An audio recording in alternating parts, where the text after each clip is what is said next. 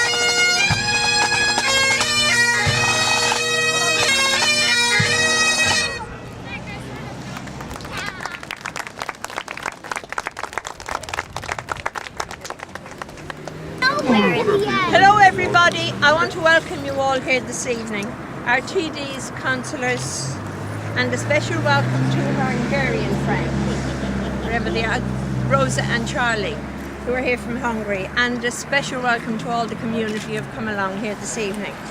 I just want to say that the shape of our village has changed over the past few years, and the Tidy Towns group has tried to give an old Lusk flavour to its contribution in the changes. It is fitting that our Fingal village has this fine sculpture on the Dublin Road roundabout into Lusk. Fingal has got a long history behind it, and I have to say, in that history, Lusk, if I was to pick a place that is identified with Fingal, it is Lusk. I see Lusk as being the heart of Fingal, and as such I think it is very appropriate that this unveiling takes place here. The funny thing is that what we've chosen to represent the village here in what now is it the Lusk Rush roundabout, is it the Dublin Road roundabout, maybe it'll be the Raven roundabout in future, but it's a symbol that is of not even of Lusk, of Fingal. And strangely enough, the Raven started out not as something that the Fingal people liked or really wanted anything to do with. In fact, it was a symbol of fear for them, because the Raven, or to give him his proper name, Corvus Corax, isn't that common. He's common enough, but not anything like compared to, say, the crow, which tends to be in trees and all around the place. The Raven in many places prefers cliffs and high areas, and the story of how he came to be the emblem of Fingal really would start, if you don't, and it won't take me this long, but it would start back at the Ice Age, right? I won't go into it in detail, but way back in the Ice Age there was massive chunks gorged out of the coastline up in Norway to form the Fjords of Norway, and with them there was massive cliffs on either side, and the Norwegians, the Vikings who lived there, fought there, loved there and boated up and down these, was very familiar with the Raven as he sort of swooped in and out on the cliffs.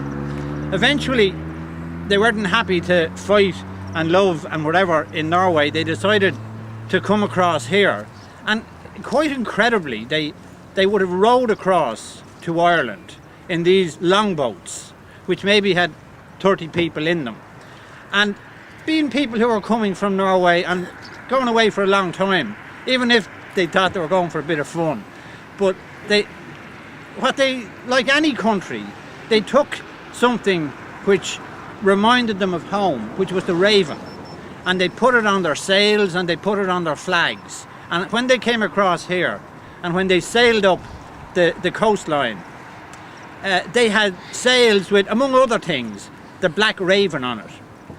And there's a round tower we can all see back up there.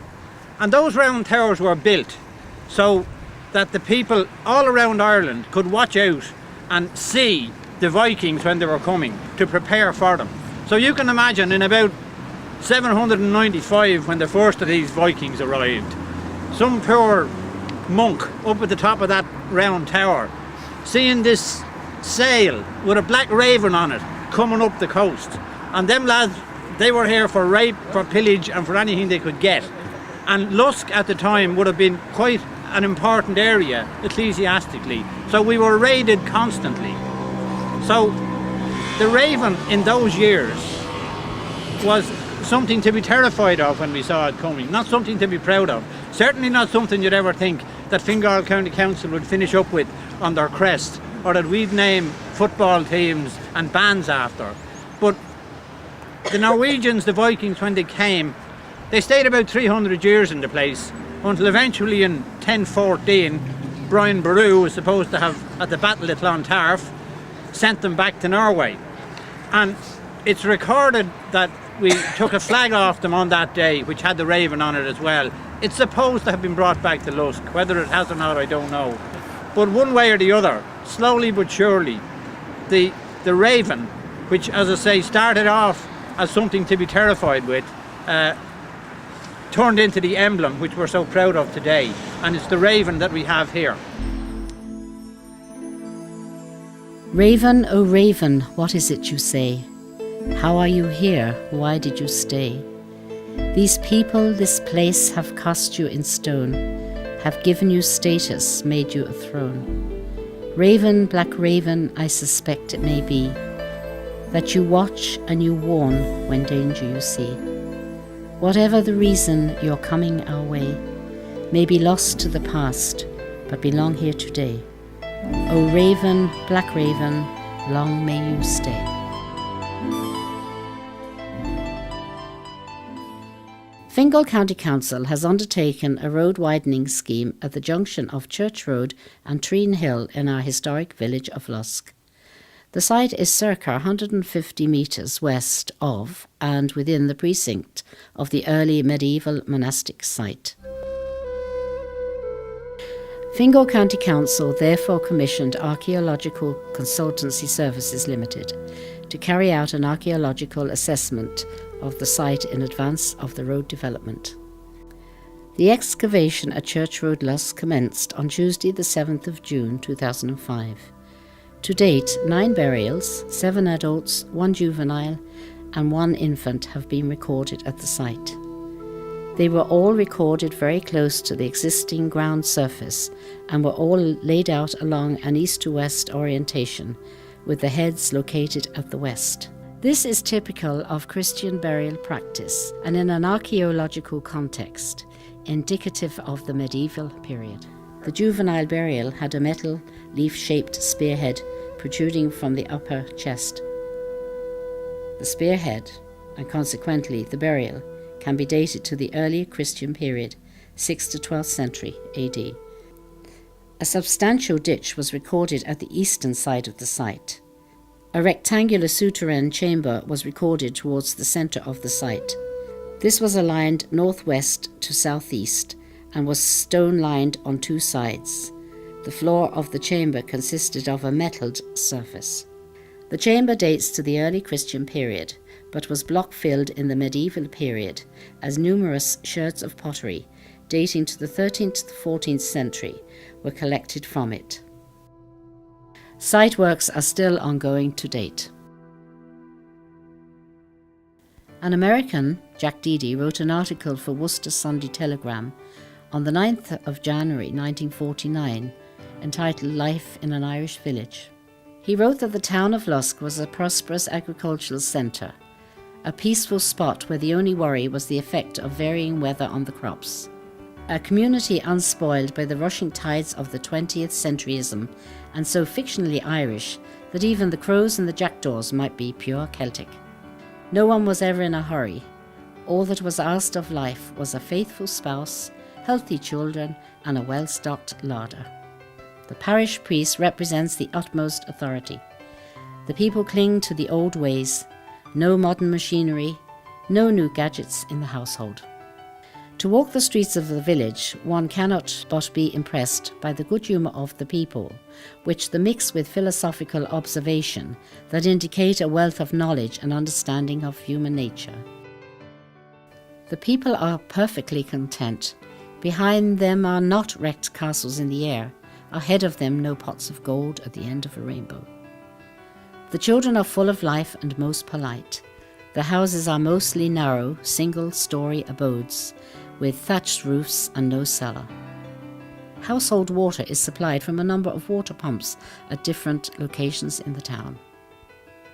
Thomas Doherty, at 80 years old, was on a 25-foot ladder mending roof-thatched spots, hale and hearty and mentally as sharp as a man half his age.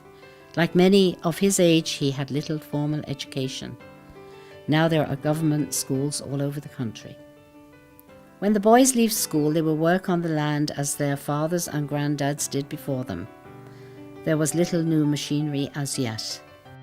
John McNally's farm is one of the best equipped in town, but no way near to the American farmer. In Ireland, he is envied. In America, his machinery and methods would be considered out of date. The men go to the pub for their get-togethers. The popular drink is stout, an alcoholic beverage, a health drink, a national drink. The fuel for heating and cooking is mostly firewood and turf, which is brought in from the bog areas, and is quite plentiful. It is harvested in rectangular brick form and is easy to store. Everyone in Lusk depends on the soil for a living. If a man hasn't a farm, he will work as a farmhand for someone else. His pay is then £3 per week, on which he will support a wife and family, mostly large. The rent of a stone cottage is 3 shillings a week, which includes a garden of about an acre, which can produce vegetables for the family. Most families have hens because eggs are 1 shilling a dozen. Lusk has no cinema, so the only money spent on amusement is money for an occasional dance or for a bottle of stout. The Irish love stories and will welcome a storyteller to any group. This is certainly true of Lusk. So that is Lusk. Actually, though, it is more than Lusk alone. It is of country Ireland, picturesque and old world.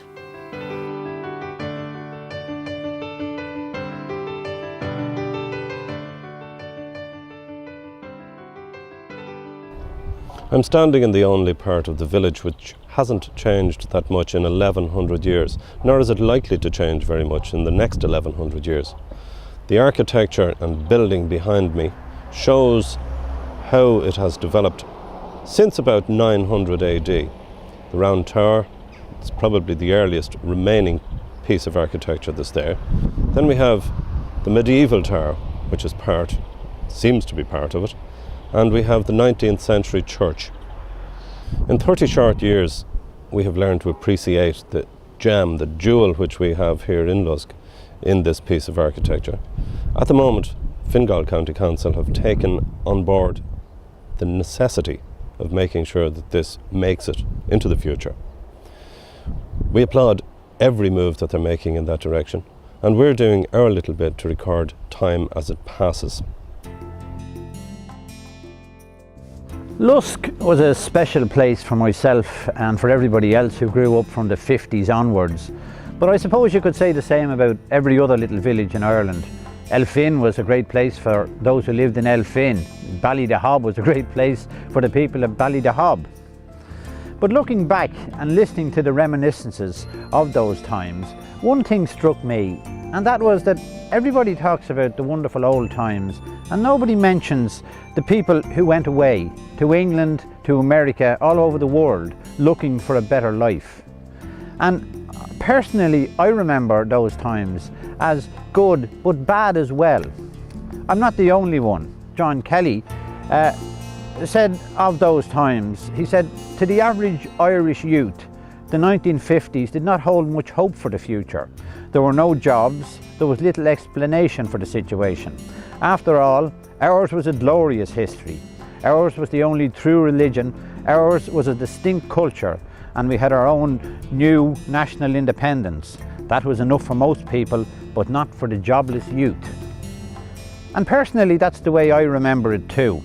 I have to admit, I'm not a great believer in this old nonsense of, wasn't it great when we hadn't an arse in our trousers, but we shared what little we had, little as it was.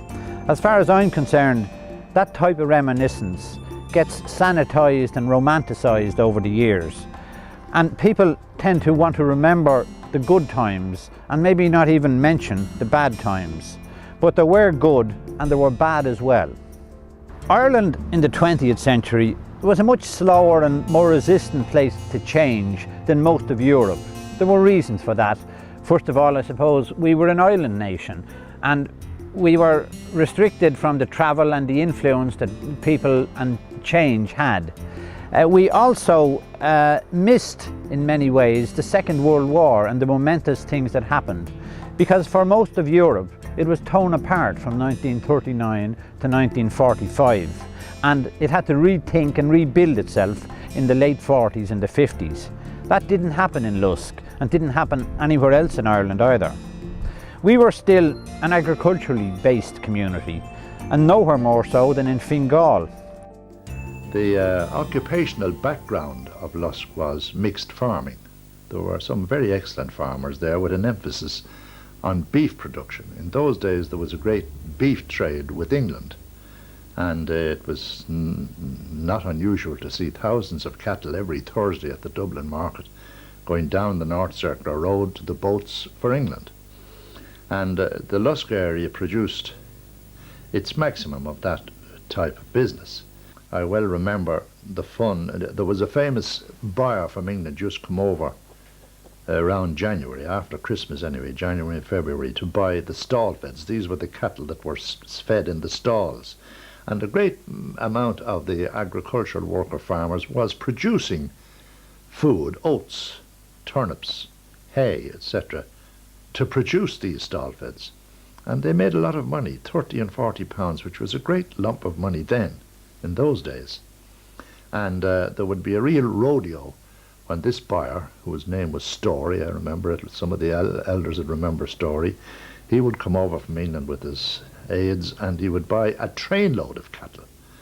Now these cattle would be let out on the roads, very little cars then, very little traffic, to go to the railway station in Lusk. And as we as young fellows would have great fun banging the cattle and loading them into the wagons, and it seemed to be a great day's work. There could be up to 150 to 100 stall feds, and then the same would happen again in February.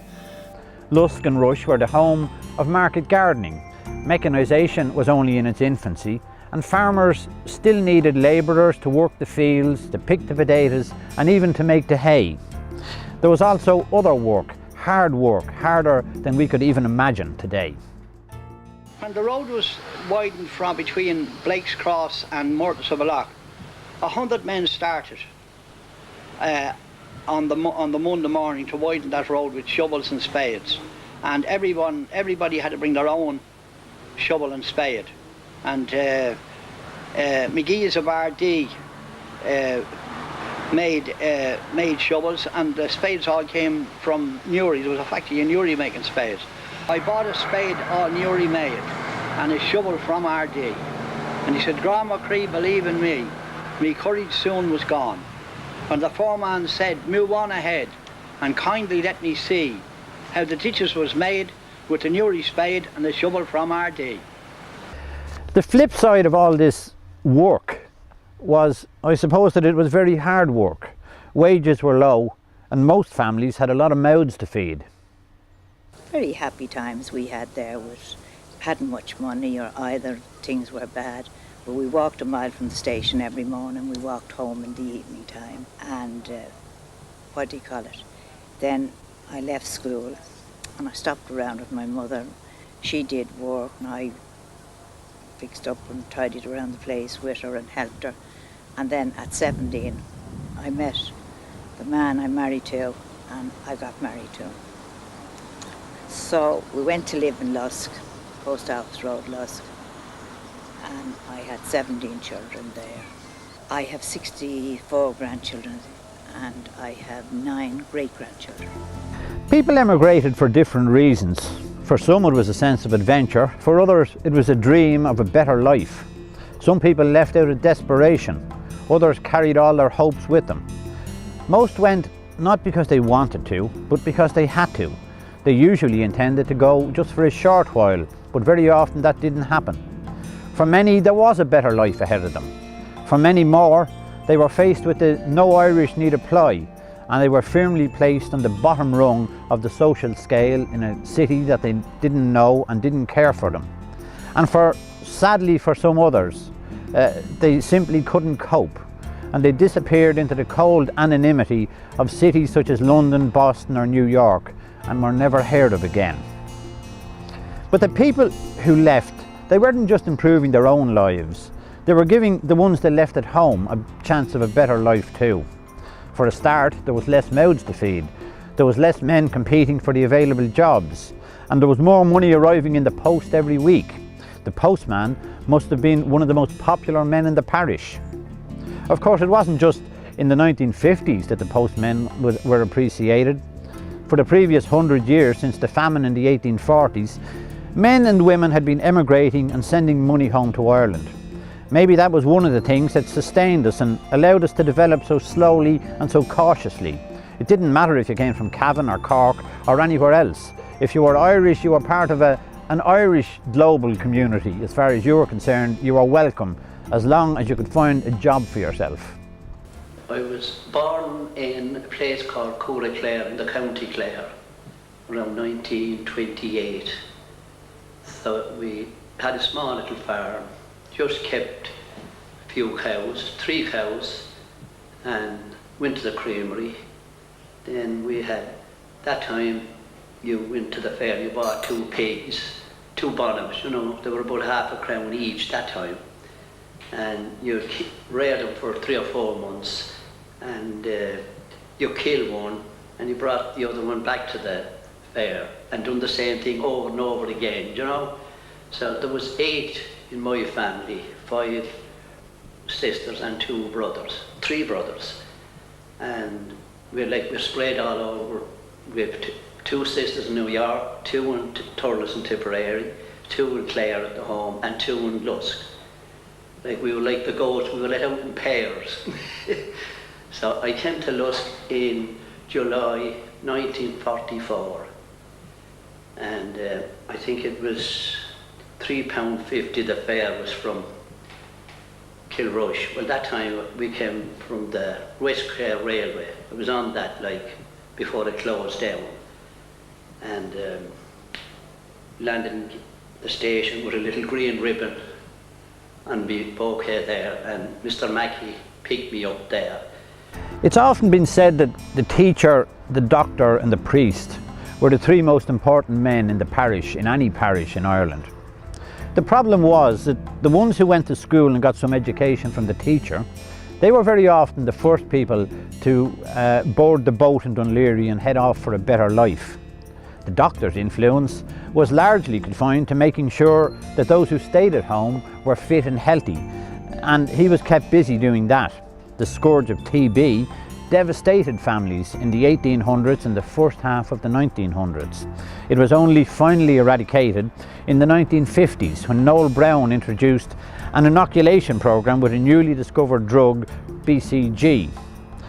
But it was left to the 3rd most important man in the parish priest, to wield the real power in towns and villages all across Ireland at that time. The Catholic Church adopted the mantle of protector of the faith, and somewhere along the way that mantle turned into protector of the Irish people. They set out to keep Ireland on the straight and narrow road to redemption, and much of what they did undoubtedly was good and was well intentioned, but many today, including myself, feel that somewhere along the way they lost their own way. Their road narrowed too much and they lost sight of where they were going and where they were leading us. But they were undoubtedly the glue that held the Irish people together. Their men's and women's sodalities, their annual missions and their weekly sermons from the pulpit, often threatening fire and brimstone for the waverer, set the parameters of daily life in Ireland and in Lusk and everywhere else. If you objected, you always had the option of leaving, but if you chose to stay, you were expected to fit into this peculiarly Irish outlook on life. I can remember the church being built. I didn't remember the foundation going in, but I had a little of the church built when I started to remember it. And a lot of the stones were all out on the green. That's how I can remember it so well. A lot of the stones were all out on the green and they were all numbered and marked.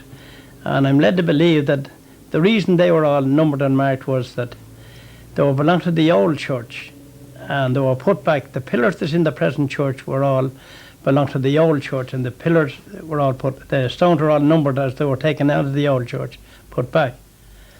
Now there was quite a lot of Lusk men employed in the building of that church.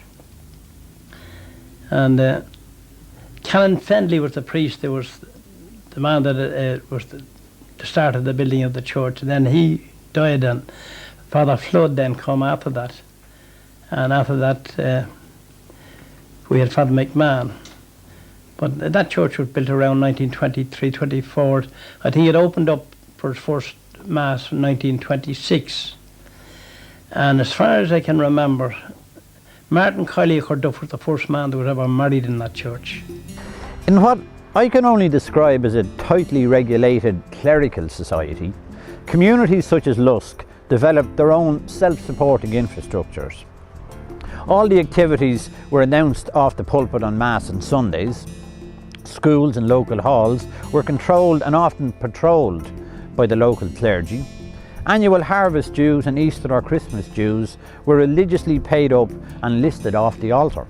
If someone failed to pay, we all knew about it. We even knew who paid the 5 shillings and who paid the £10. Nobody questioned it at the time. For someone living in Ireland, it seemed to be the way the world worked.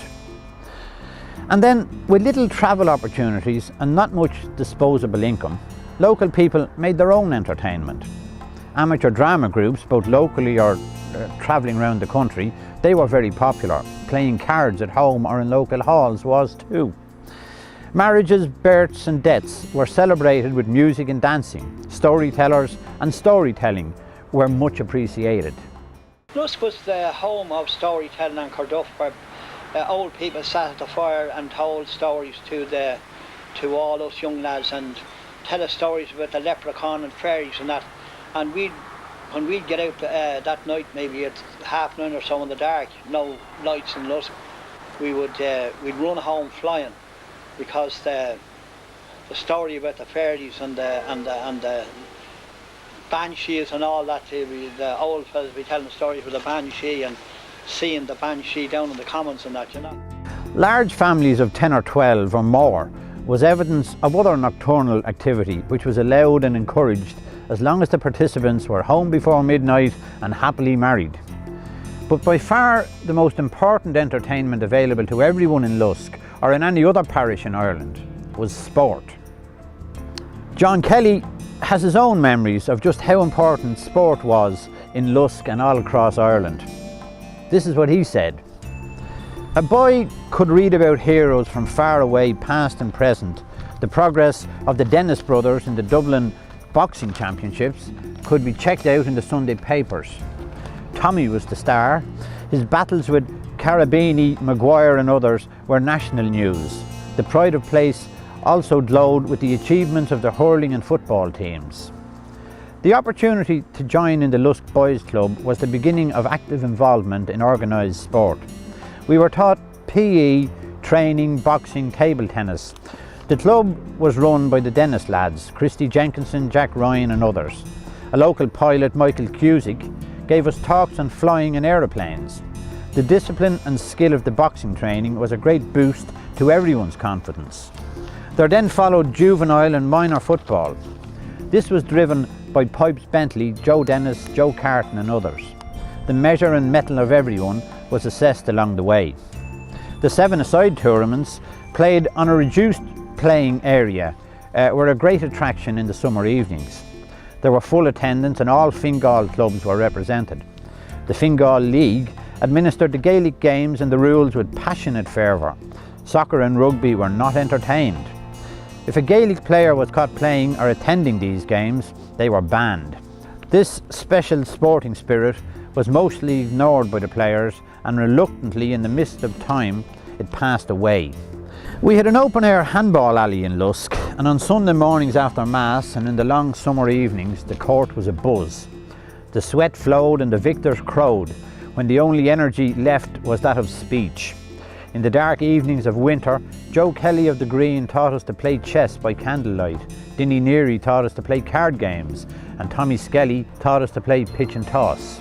Around 18 years of age, a lad could apply for membership of the billiards club.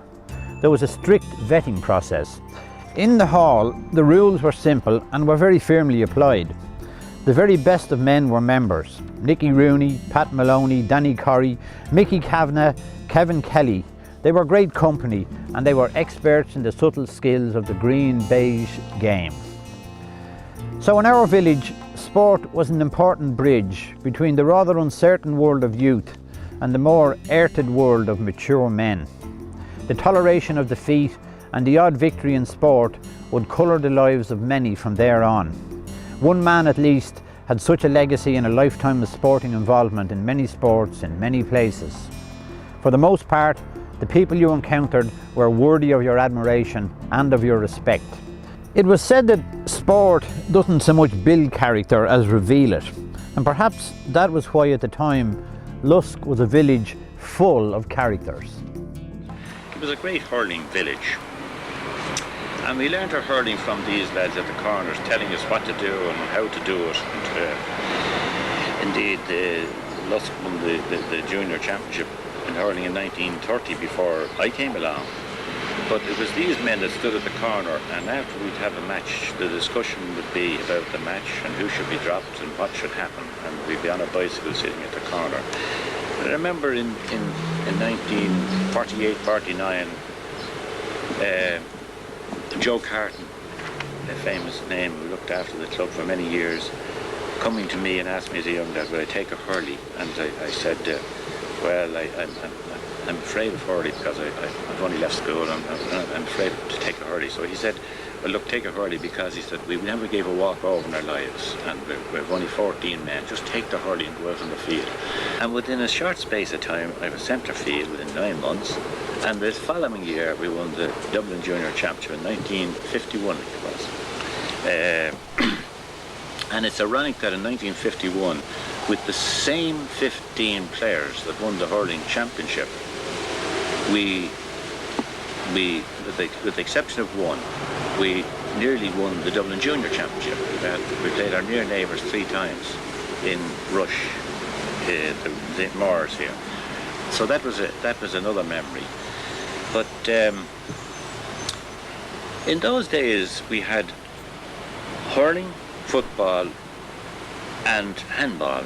The ball alley was a great place where you could spend many hours banging the ball up against the sidewall. We played shorts, a game of shorts, which was played from sidewalls. And what we used to play, the way we used to play it was, one would get in and challenge another, and if that person won, they'd stay in on the alley, and at the alley as they call it, and another guy would challenge you, and if you were good, you could remain there until you nearly fell prostrate. You'd be beaten through fatigue. So they were happy memories for me. So we're in Lusk, we're in Fingal, we're in County Dublin, Ireland. It's the 21st century. Ireland has one of the leading economies in the world. Lusk follows where Ireland goes. Aidan and Tommy and John have set the scene of the 20th century, the changes that took place, the good old, bad old days. But that 20th century definitely laid the foundations for our prosperity at the moment. To look at what formed the 20th century, we're going to have to step back into the 19th century. That's how the 20th century came about. In the 20th century, we've had a new country. People are interested in developing their own political process. Sport had just developed in that the Gaelic League had been founded towards the end of the 19th century. There was a pride in our national games and our national stories. But that was just the coming out of the 19th century. The 19th century, believe me, was a wasteland. It was a terrible time. the plain people of Ireland were all but annihilated during the 19th century. After the Act of Union was passed in 1800, when Ireland lost its parliament, Ireland very rapidly lost its economy as well. We had the huge problem of the dependence on the potato crop. We had the devastating potato famine which took place at that stage. Misery was the order of the day. The poverty of the 19th century made the poverty of the 20th century seem like affluence. People started to emigrate. They took their ways to wherever they could. It was not just to better themselves, it was to survive. You'll probably notice that I'm not talking about major political events or major events of culture. What I want to talk about is the plain person, the average Joe, the average Lusk man and woman of the time. You don't find these things written down in history books because small news is no news at all. But I have tried to find out what the average Lusk person might have been doing during the 19th century, apart from trying to find something to eat. And going back into the 18th century, when things weren't quite so bad, Ireland had several thriving industries at that stage. And disturbance didn't take place to such a great extent in and around Lusk because of the fact we were in the middle of what was called the Pale at that time. It was generally outside that area that major problems, risings and rebellions took place. As we went back further, naturally enough, the changeover from Celtic to Norman and from Danish to Celtic to Norman as well made a good deal of waves. An awful lot of disturbances took place. We can see by survey of the archaeological dig the sort of violent end that an awful lot of Lusk people must have come to at that particular point in history. But all in all, when it comes to sheer violence, Lusk to an extent has been a stranger to it. So we've seen the change that can take place in 1 century. Just imagine the change now that has taken place, we'll say in 1,000 years. As I said earlier, the only thing that remains from 1,000 years ago is the medieval church, the round tower. They show no change at all. But otherwise, when you visualise the change that can take place in 1 year, 10 years, 50 years, if our friend Mr. Deedy from the United States came back now, what changes would he notice? Gone are the thatched cottages. Gone is the slow and rural way of life. Emigration has turned around completely. At this stage, people come to Lusk, not leave it. And any who do leave Lusk or Fingal leave from choice, well educated, well able to hold their own in the world.